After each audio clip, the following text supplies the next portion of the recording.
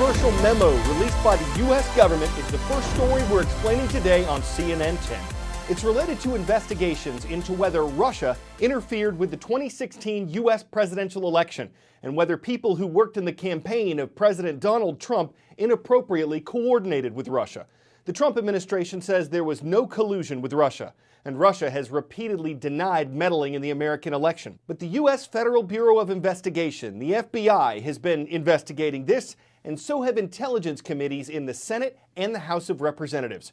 Republicans with the House committee produced a 4-page memo and released it on Friday after President Donald Trump declassified it. And politicians wrestled with it and each other throughout the weekend. There's a controversial law in the U.S. that allows the government to spy on American citizens. To do that, investigators need court approval. They have to show the court there's probable cause that the U.S. citizen is working with a foreign government. In October of 2016, American government investigators got court approval to start spying on an advisor to Donald Trump's presidential campaign. But the Republican memo says that the information that investigators used to show the court probable cause was not proven to be true, that it came from a former British spy who was, quote, desperate that Donald Trump not get elected, and that the info was partially paid for by the Democratic National Committee and the campaign of Democratic presidential nominee Hillary Clinton. The memo says investigators did not tell this to the court. So Republicans say government investigators abused their power to spy on Donald Trump's campaign. And President Trump says it totally vindicates him in the Russia investigations, and that the fact that they continue is an American disgrace. But the FBI says it has grave concerns about the memo, specifically, quote, material omissions of fact that fundamentally impact the memo's accuracy. Its probe started in July of 2016, months before the court allowed spying on the Trump advisor. And Democrats say the memo is misleading and that it highlights only part of the reason why U.S. investigators were monitoring the Trump campaign, suggesting there's more evidence to suspect it had inappropriate contact with Russia. They say the memo's release is a Republican attempt to obstruct and undermine the FBI's Russia investigation. The two main U.S. political parties are deeply divided over this memo, and wherever it leads, investigators say there's not much chance now, at least in the House Intelligence Committee, that Democrats and Republicans will be working together going forward. SpaceX is about to make the ground seriously rumble. Their new rocket, the Falcon Heavy, is about to launch for the first time, and this thing is big. It's lifting off from the historic Kennedy Center Launch Pad 39A, which is where Apollo 11 launched humans to the moon. And once again, the pad will be the site of spaceflight history. Once Falcon Heavy has liftoff, SpaceX says it will be the most powerful operational rocket in the world, by a factor of 2. The rocket is powered by 27 engines, and SpaceX says that when all engines are at full throttle, the rocket has 5 million pounds of thrust, which is the equivalent of 18 747s. The going cost for a launch? According to the company, $90 million, but that's just a fraction of what a launch would cost with the SLS, the heavy lift rocket that the government has been working on for years. Now, the Falcon Heavy is basically 3 of the company's Falcon 9 rockets, which they've been launching since 2010, strapped together. Originally, the company had thought that putting together 3 of these tried and true rockets would be relatively easy rocket science. But it turns out it was much more complicated than Elon Musk and his team had anticipated, and the launch has been delayed for several years. And even though the rocket is expected to finally take flight, Musk himself acknowledges that this first test launch has a high likelihood of failure. So what do you launch in the rocket that everybody has been waiting years for and has a good shot of just blowing up? Well, if you're Musk, master of PR, you go big and you launch your own car. Yep, the rocket's payload will be Musk's own cherry red Tesla Roadster, and it will be playing David Bowie's Space Oddity on repeat. The intended destination? Mars orbit. That is, if it doesn't blow up on ascent. And while sending a Tesla to space might be a silly PR stunt, the launch is anything but. The rocket was designed from the start to ferry people to the moon and to Mars. A successful launch would put SpaceX a giant leap forward towards getting to deep space. Oh, and did I mention that SpaceX is hoping to land all 3 first-stage boosters? Yep, that's also happening. Last night's Super Bowl, the American Football Championship, was forecast to be the coldest ever, with the highs in the single digits Fahrenheit. Of Of course, fans who could afford to get inside the indoor stadium would have the benefit of climate control, and a few days before the game, the cheap seats were selling for several $1,000s each. Still, that's cheaper than buying advertising.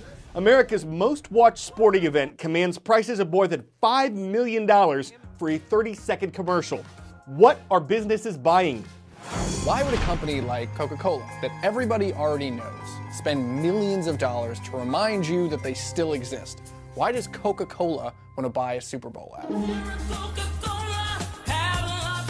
To answer this question, we brought in a smart person who gets paid to get inside your head. Meet Amy Avery. Chief Intelligence Officer at Droga5, Adweek and Ad Agent's top creative agency. Let me guess, faking your own death to get out of your Verizon contract? You know, people around me ask all the time, because I do measurement, is $5.1 million really a reasonable amount to charge for that, and why would a brand ever do it? Yes, you're buying exposure, but that's not really what you're buying there.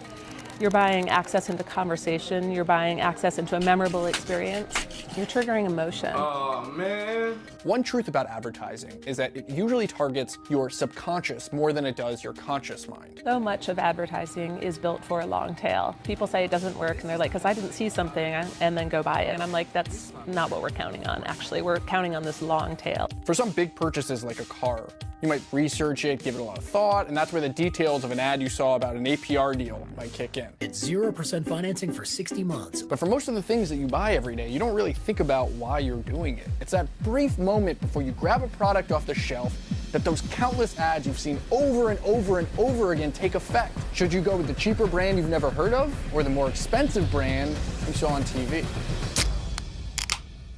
So there was this study done, and it took two items that were exactly the same. But one had a brand on it that people knew, and the other one was the same product without the brand. People preferred the exact same item branded by 24%. Cut to 4 years later, and that brand slashed their ad budget. The same test was done, and the brand's perceived quality was cut in half. Boy, chow mein for a perfect meal in just 6 minutes. Buy some today! I will! One of the reasons for this is that not only does not advertising make your product seem less desirable, it also raises the perceived quality of your cheaper, generic competitors. Your perception of the difference between product you know X and product you've never heard of Y, it shrinks. And advertising is not just meant to make you go out and buy something. Yes, that is a big part of it, but it also works to make people happier with a purchase that they already made. People in the ad world call this reinforcement. You want to know that the thing you bought is good, and seeing an ad makes you enjoy the product that you already have more. So without ads on TV to make you feel better about the purchase, you might think the item is worse. And when people talk about how it doesn't work, I'm like, mathematically it does. I mean, they wouldn't keep doing it. These companies are massive companies with a lot of investment behind making sure that it's working and tracking that it's not. There is 20 to 30% of your sales typically come from advertising. So yes, you're still going to have sales. Your company's not, Coca-Cola's not going out of business if they stop, but they're no longer counting on that percentage of sales. So if they have 100 sales, they're now gonna have 80 sales. Let's go back to that Coca-Cola ad. There's family, there's friends, and not a lot of Coke. The soda is kind of secondary here. What it's really doing is stirring up your emotions. It's making you feel something, family, patriotism. Coca-Cola knows that that feeling, that emotional connection, is what's gonna make your hand want to reach for the red bottle.